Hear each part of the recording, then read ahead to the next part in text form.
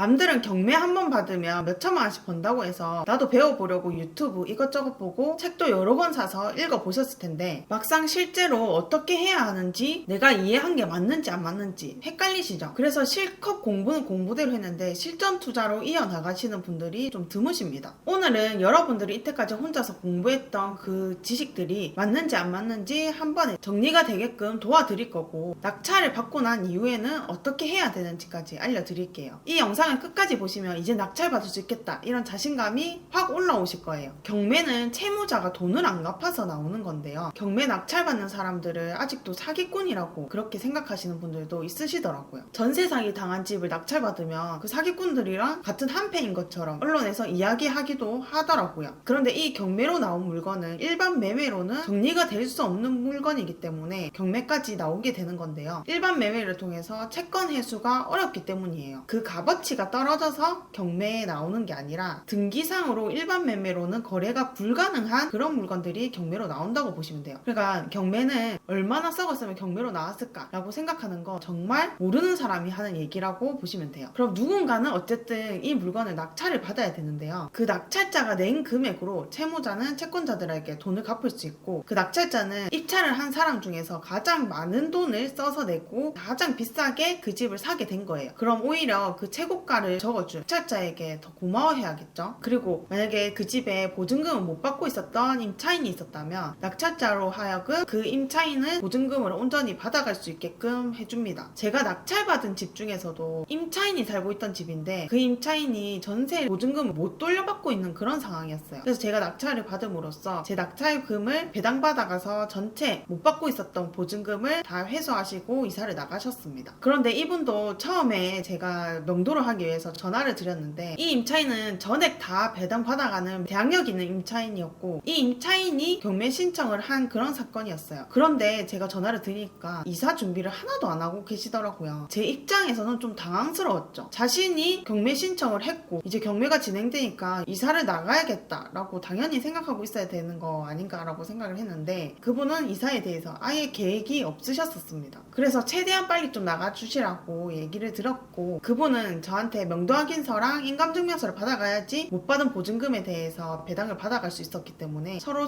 날짜 협의를 해서 좀 빠르게 이사 진행이 되었습니다. 이런 분들하고는 싸우면서 명도할 필요 없겠죠. 그런데 이 임차인 입장에서는 자기가 전세 사기를 당했기 때문에 이 부동산 투자를 하는 사람들은 모두 다 못된 사람이라고 생각하시는 분들이 간혹 계세요. 그래서 제가 낙찰을 받음으로써 보증금을 다 받아갈 수 있게끔 되었던 건데 저한테도 엄청 경계를 하고 카탈스럽게 하시더라고요. 그럼 이럴 경우에는 같이 날이 서서 서로 싸울 필요가 절대 없습니다. 그냥 우리는 사실 기반으로만 얘기를 해드리면 돼요. 그럼 몇 시간 후에 그분께서는 진짜인지 아닌지 확인을 한 후에 다시 침착한 목소리로 저한테 다시 전화가 오게 됩니다. 경매는 가장 중요한 게 싸게 낙찰받는 거예요. 그거 누구나 알고 있죠. 일반 가격으로 살 거면 굳이 경매까지 해가면서 명도까지 해야 되잖아요. 안에 살고 있는 사람을 내보내면서까지도 경매를 할 필요가 없는 거죠. 그런데 시세 조사 제대로 안 하고 일반 매매 가격보다도 더 비싸게 낙찰을 받아가는 사람들이 간혹 계십니다. 이런 분들은 당연히 투자금을 회수하지 못할 뿐더러 그냥 그 자리에서 바로 내 시드머니가 묶이게 되겠죠. 경매를 하고 싶어 하시는 분들 중에서 한 20%는 자기가 살 집을 좀 싸게 낙찰받고 싶다 하시는 분들이 계시고, 나머지 80% 정도는 단타 매매를 해서 좀 또 다른 수익을 얻고자 하시는 분들이 많이 계십니다. 그러려면 내가 이 낙찰을 통해서 얼마나 남을지 알고 입찰을 하셔야 돼요. 비트코인이나 주식 같은 거는 이걸 얼마에 나중에 팔 수 있는지에 대해서 정확하게 예측하기가 어렵잖아요. 그런데 부동산은 지금 취득하는 가격이랑 취득세, 그리고 부대 비용들, 그리고 중간에 세금 나가는 것들, 이제 양도세까지 다 일일이 다 계산을 한 다음 지금 시세대로 팔면 되니까 내가 얼마에 팔 것까지도 다 정해지는 게 이 경매 단타 매매입니다. 그럼 경매는 경매만 배워서 될 게 아니라 세금적인 것도, 다른 게 어떤 게 더 돈을 들어가는지도 확인을 할 줄 아셔야겠죠. 그럼 전체적으로 경매 공부 제대로 하셨는지 경매 기본 이론과 절차에 대해서 알려드릴게요. 경매는 앞에서 말씀드렸듯이 채무자가 채권자의 돈을 갚지 않으면 경매가 진행되게 됩니다. 그럼 우리같이 경매 공부를 하고 경매로 돈을 벌려고 하는 사람들은 이 물건의 낙찰금 외에 낙찰자가 더 돈이 들어가는 게 있는지 없는지 확인을 하고 내가 인수해야 되는 권리가 있는지 없는지 확인을 하는 게 권리 분석이라고 해요. 이 권리 분석은 말소 기준 권리를 찾아서 말소 기준 권리보다 앞선 게 있는지 확인을 하는 게 권리 분석입니다. 대부분은 말소 기준 권리보다 낙찰자가 앞선 날짜에 등재가 되어 있다 하면 낙찰자의 인수사항이 되는 거고, 후순위, 그러니까 말소 기준 권리보다 더 뒤에 날짜에 등기부 등본에 등재되어 있다 하면 대부분 소멸된다고 보시면 돼요. 낙찰자의 인수사항이 아니다 라고 보시면 되는데, 이 후순위 말소 기준 권리보다 늦는 날짜에 있더라도 소멸되지 않고 낙찰자한테 따라가게 되는 그런 권리들이 있어요. 그게 총 6가지가 있는데요. 첫 번째로는 가처분 등기인데, 건물 철거에 대한 내용의 가처분 등기가 있으면 이건 후순위라도 낙찰자 인수사항이 되는 거예요. 두 번째도 가처분 등기인데요. 이건 또 소유권이 누구한테 진짜 소유권이 있는지 다투는 그런 가처분 등기가 되어 있다 하면 후순위라도 낙찰자가 낙찰금까지 다 내고 잔금까지 다 치렀는데도 이 상대방이 승소를 하게 된다면 나의 소유권이 그대로 뺏기게 되는 거예요. 그 다음 예고 등기가 있고, 대항력이 있는 임차인이 신청한 임차권 등기가 있고, 그 다음 법정지상권 유치권이 있습니다. 방금 대항력이 있는 임차인에 대해서 얘기가 나왔는데요. 이 임차인이 있는 물건이라면 이 임차인이 대항력이 있는지 없는지를 확인을 하셔야 돼요. 이 확인하는 것도 말소 기준 권리를 찾아서 이것보다 앞선 날짜에 전입신고를 했는지 뒷날짜에 전입신고를 했는지에 따라서 달라지는데요. 말소 기준 권리보다 앞선 날짜에 점유를 하고 전입신고를 했다 하면 그 둘 중 늦은 날짜에 다음날 오전 0시부터 임차인의 대항력은 발생하게 됩니다. 그럼 그 시점이 말소 기준 권리보다 앞서게 되면 대항력이 있는 임차인이 되는 거죠. 대항력이 있는 임차인이 되면 낙찰자 인수사항이 되는 거예요. 낙찰자 인수사항이 되는 건 뭐냐? 대항력 있는 임차인이 보증금을 못 받아가는 금액이 있다면 그 금액에 대해서는 낙찰자가 대신 물어줘야 된다고 보시면 돼요. 그럼 권리 분석을 했으면 낙찰자 인수사항이 따로 없다 하면 그 물건에 대해서 시세 조사를 해야 되는데요. 이때 감정평가 금액이 시세인 줄 아시는 분들이 계신데, 절대 감정평가 금액은 시세가 아닙니다. 혹시 감정평가 금액 보고 그 금액에 나중에 대표할 수 있겠지라고 생각하시는 분들은 없으시겠죠? 만약에 그런 분이 있으셨다면 이때까지 낙찰을 한 번도 안 받은 거에 대해서 감사해 하셔야 돼요. 감정평가액은 그냥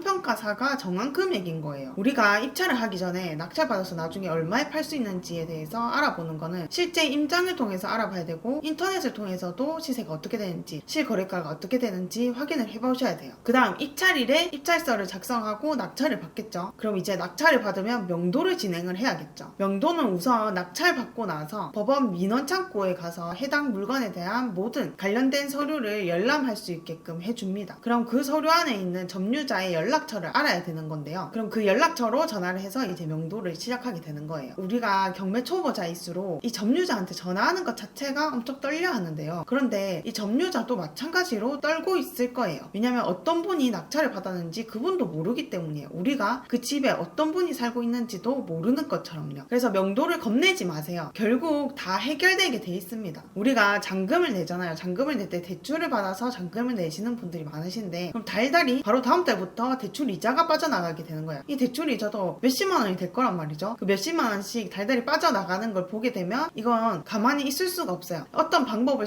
생각해내서라도 명도를 하게끔 되어 있습니다. 그럼 명도를 안 하면 따박따박 그냥 대출 이자만 나가게 되는 거잖아요. 그럼 이때 나의 초능력이 발휘하게 되는 거죠. 절대 점유자랑 싸울 필요 없어요. 다른 분들은 어떤 식으로 명도를 진행했는지 공부하다 보면 나도 이런 방법으로 한번 써먹어볼까, 저런 방법으로 써먹어볼까, 이렇게 생각을 하면서 결국 명도를 할 수 있게 되는 거예요. 명도를 하고 잔금 납부를 하고 소유권 이전 등기를 치고 취득세까지 납부를 하면 진정 내 집이 되는 건데요. 이후 인테리어를 통해서 그 집 자체의 가치를 올려주고 일반 매매로 몇 개월 안에 팔게 되면 기본 1,몇백만 원은 그냥 벌 수 있어요. 그리고 인테리어를 하는 동시에 부동산에 매물을 내놓게 되는 거죠. 그럼 한 달 안에는 부동산에서 연락이 오기 때문에 안 팔릴까봐 걱정할 필요도 없어요. 안 팔릴까봐 걱정이 되는 거면 처음부터 낙찰을 받을 때 잘 팔리는 물건을 찾아서 낙찰을 받으시면 돼요. 그런데 이미 낙찰을 받았고 안 팔릴 것 같아 하면 금매로 내놓으시면 되는 거예요. 대신 경매를 낙찰받은 금액에서 수익이 날 정도로 되는 금액 정도는 돼야겠죠. 임대를 놓거나 월세를 받고 싶었던 분들은 바로 매도를 안 하고 임대를 맞추겠죠. 그럼 이 한 사이클, 경매에 투자 한 사이클이 끝난 거예요. 그럼 이때 수익이 난 금액 있죠. 그 금액을 더해서 또 한 번 더 투자를 하고 계속 투자를 할 수 있게 되는 거예요. 오늘 영상에서는 경매의 전반적인 내용에 대해서 알려드렸어요. 이때까지 혼자 공부하면서 많이 헷갈렸을 텐데 이 영상을 통해서 조금 정리가 되었으면 좋겠습니다. 궁금한 점 있으시면 댓글 남겨주시고요. 오늘 영상도 도움 되셨다면 구독과 좋아요 부탁드립니다.